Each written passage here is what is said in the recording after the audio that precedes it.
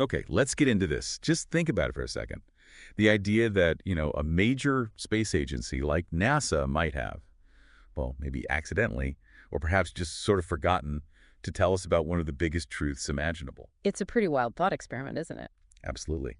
So today we're doing a deep dive into this specific audio source, which makes some really startling claims about NASA and alleged contact with extraterrestrial life. That's right. And it's important to stress our source here, it isn't some leaked memo, not exactly. It's an audio recording, and the speaker in that recording is discussing a report. Okay. And that report supposedly contains this bombshell that a NASA official named as Trish Chambers apparently made some truly huge confirmations about aliens. Right. So our mission today really is to unpack those specific claims, the ones presented right there in that audio source. We want to explore what it says was revealed and what the source itself thinks it all means. Exactly. What are the allegations, and what interpretations does the source itself offer? Let's dive in. So the big one, the core allegation, is that this Trish Chambers, identified in the source as an official NASA spokesperson, reportedly confirmed aliens exist. Full stop. Yeah, it's presented as a major confirmation. What context does the source give? Why is this supposed confirmation presented as such a big deal? Well, according to the source material, Chambers supposedly said that a lot of theories, things usually dismissed as, groundless speculation from fringe enthusiasts, are actually, quote, grounded in reality. The source claims this massive reveal happened during, get this, a 2-hour briefing. A 2-hour briefing. Wow. Okay, so not just an off-the-cuff remark, according to this source. Apparently not. Presented as quite formal within the source's story. And then it gets historical. The source doesn't just say aliens exist. It claims Chambers confirmed they've been visiting Earth for, millennia. Yes, thousands of years. We're talking deep history. So what kind of footprint does the source claim they left? Ancient alien stuff. Pretty much, yeah.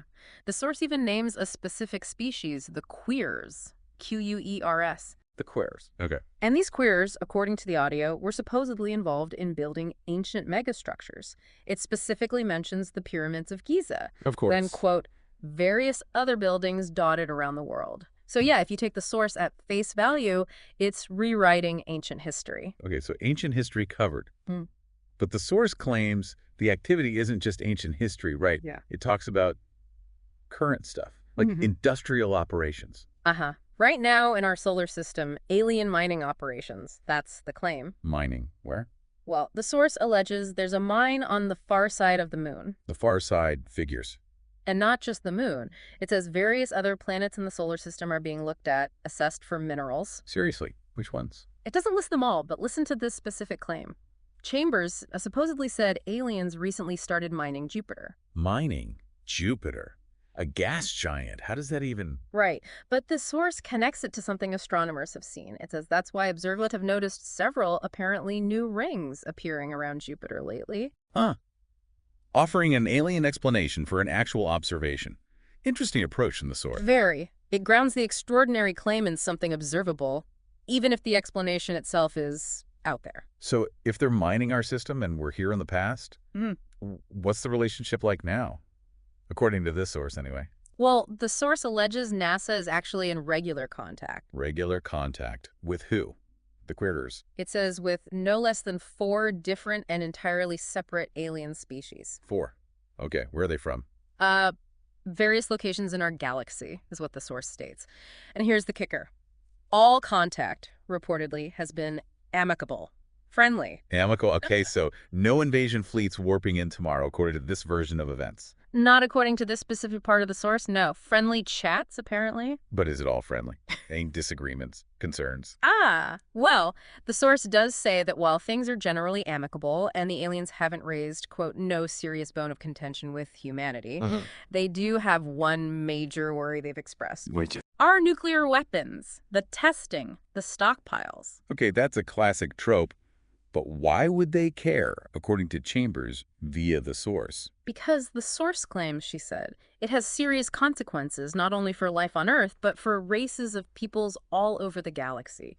Big picture stuff. Wow, galactic consequences. So what is their interest in us then, if they're worried about nukes but are otherwise friendly? The source attributes this to Chambers, too.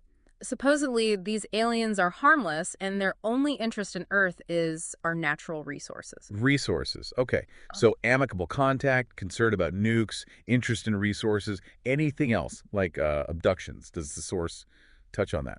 Interestingly, yeah, it makes a point of saying that Chambers did stop short of confirming that aliens are responsible for the abductions of human beings. So that bit wasn't confirmed, even in this alleged mega briefing. Correct. That line apparently wasn't crossed in the source's narrative of the briefing. But then the source itself Yeah. kind of pivots, doesn't it? Yeah. The narrator starts interpreting all this. Exactly. This is where it gets really interesting.